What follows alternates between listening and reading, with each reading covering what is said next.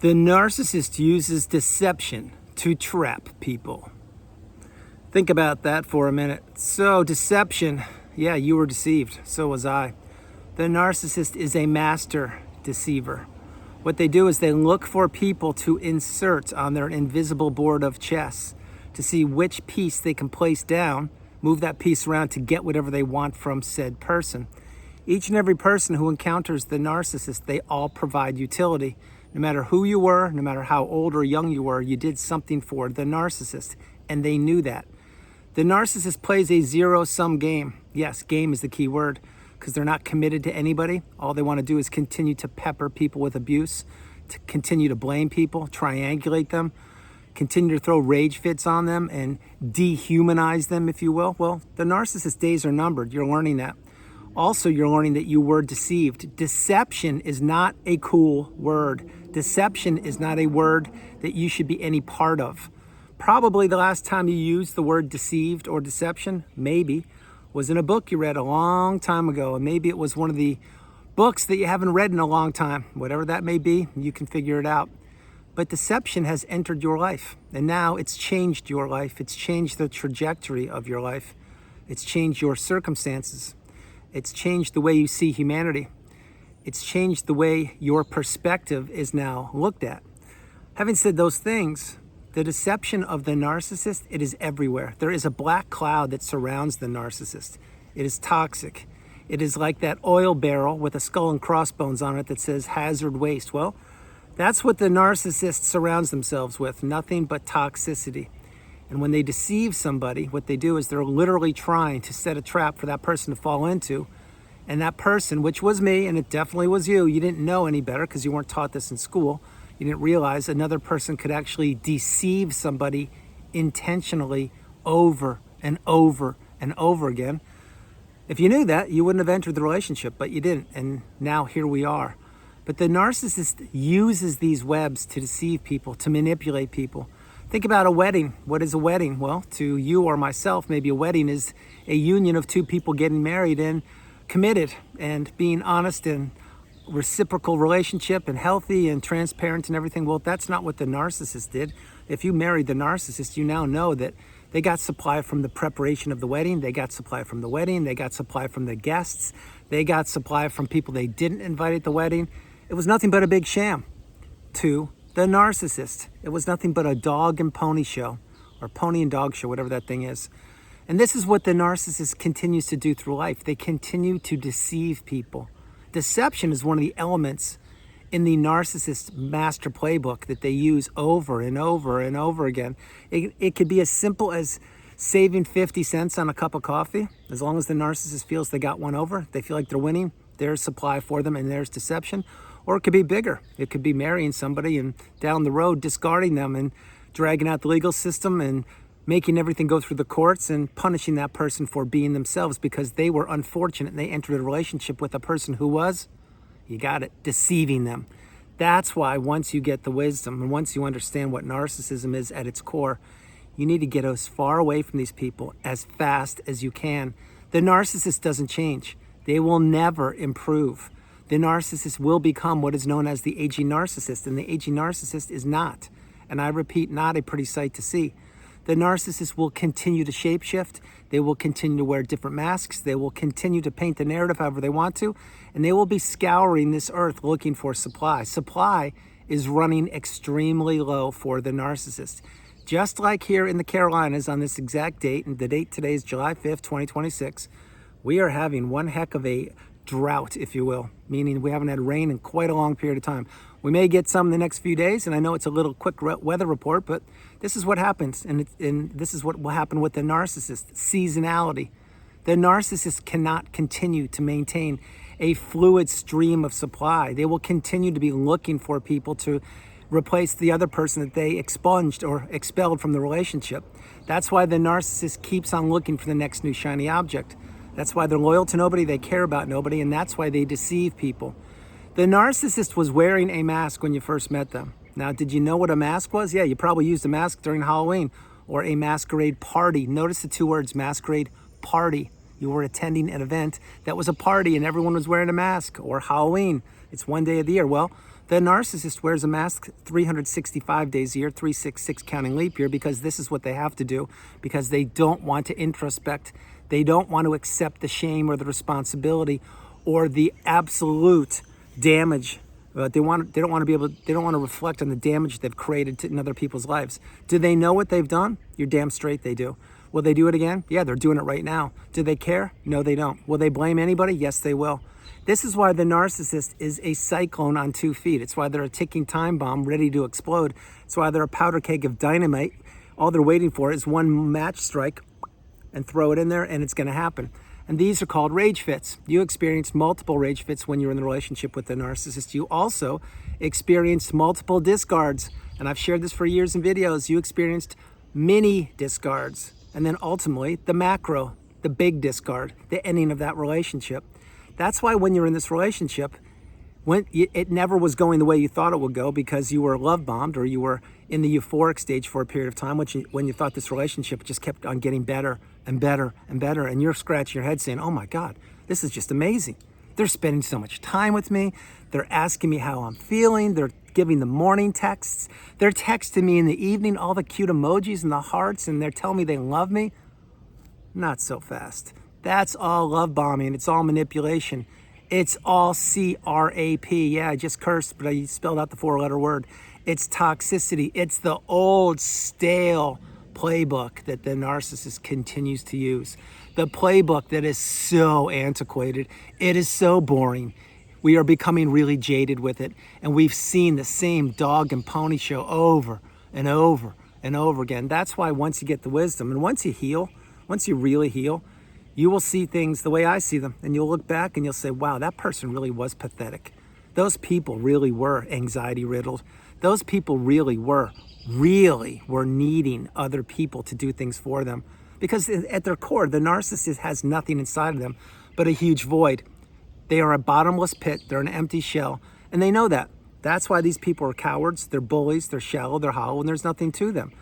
Now, when you understand what I've been sharing with you for almost 6 years, you realize that you have no business communicating with said person or people, because all they're going to do is continue to spin you around, give you word salad, blame you, or tell you why you didn't do A, B, and C, or you should have done A, B, and C, or your brother or sister did X, Y, Z, why didn't you do it? Or why don't you just patch it up with your adult child who turns out to be dating the narcissist, or your adult child who is the narcissist, or maybe it's your sibling, and maybe your parents who are healthy and stable are saying, just patch it up with your sibling, but now you figured out they're toxic. You see, it goes on and on and on, and it gets very, very exhausting.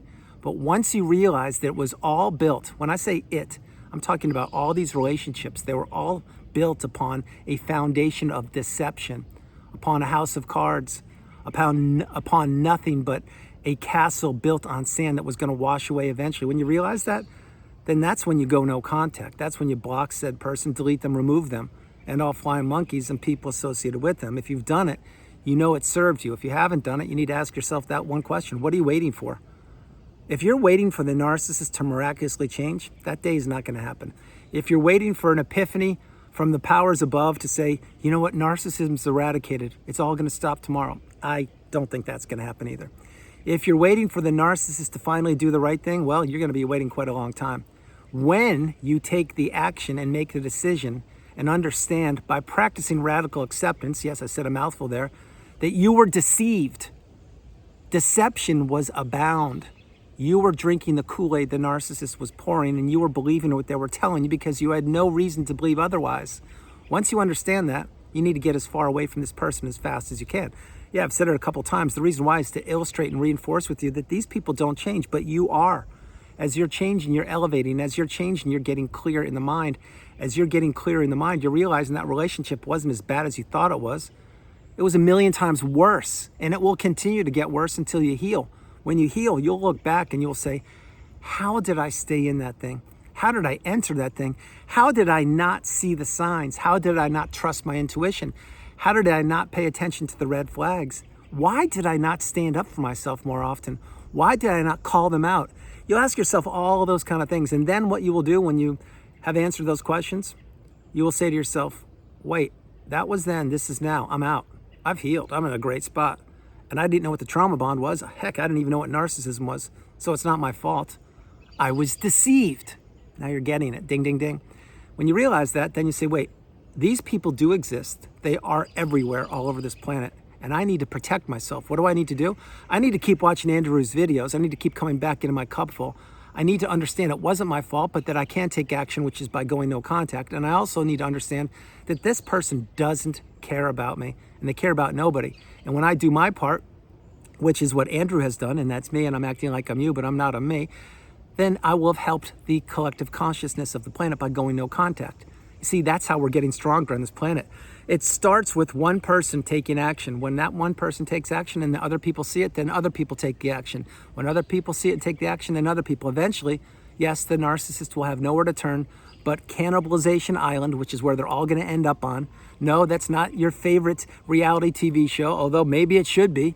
Yeah, I'll be the host gladly. Cannibalization Island. Maybe a shorter term would be better. And right there, you throw on all the narcissists of the planet. It'd have to be one heck of a big island. And they would all have to cannibalize each other because no empaths are allowed. No healthy, stable, loving people allowed. It's nothing but a battle of the bullies without cell phones, without communication other than the people on the island and the light. Of course, they have sunlight and food and water and shelter, but that's not going to happen anytime soon. But it's an interesting thought experiment. Having said that, narcissism isn't going to be eradicated today, and it won't be eradicated tomorrow. But when you do your part, you will have done what you can do in the moment to protect and insulate yourself and those loved and trusted ones around you, just like I do. As you do your part, as I've done my part, we get stronger. As we get stronger, the narcissist gets weaker. As they get weaker, they can't deceive us any longer. And I'm going to extend it for a quick moment, then I'll close the video. You now are acquiring wisdom. And let's say you have friends or family members, people that actually stood by you when you were discarded, or let's say you've developed or acquired new friends.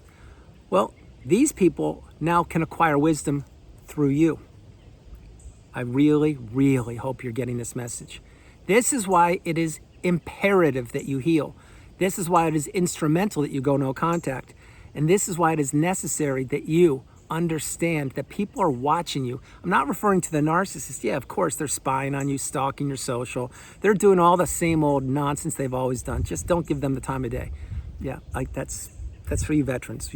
For the people who are new to the channel, don't peek at their social media, become unhooverable, get off the radar of the narcissist and heal. But for those people who have healed, you understand now that the narcissist is just going to continue to do what they do. Play the nonsense games, the texting, the spying, the lurking, the drowning, all the games the narcissist does. But what happens is, as they're spinning themselves around, you're elevating. And as you're elevating, you can help out so many more people than you ever even dreamed imaginable. But you can't do it until you've healed. You can't do it until you recognize how serious, debilitating, life-threatening, and taxing these relationships are. And when you get that message and you heal, then you can be a catalyst to help other people heal. Now, I'm not saying you can't do that in the interim. What I'm sharing is the oxygen mask example. You're on a flight in 30,000 feet, you hit turbulence, you're sitting next to somebody that is not the narcissist, and the oxygen mask drops from above. What do? You have to put your oxygen mask on first to get your oxygen, your breath. Once you're stabilized, you help your friend or the neighbor or the person who's sitting next to you. That's the applicable theory to healing. You have to heal yourself. Nobody can do it for you, and nobody knows what you went through but you.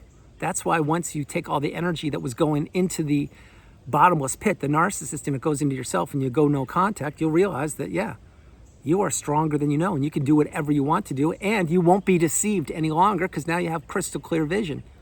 That's when you reach the third version of you, the strongest, most galvanized version of you known to humankind.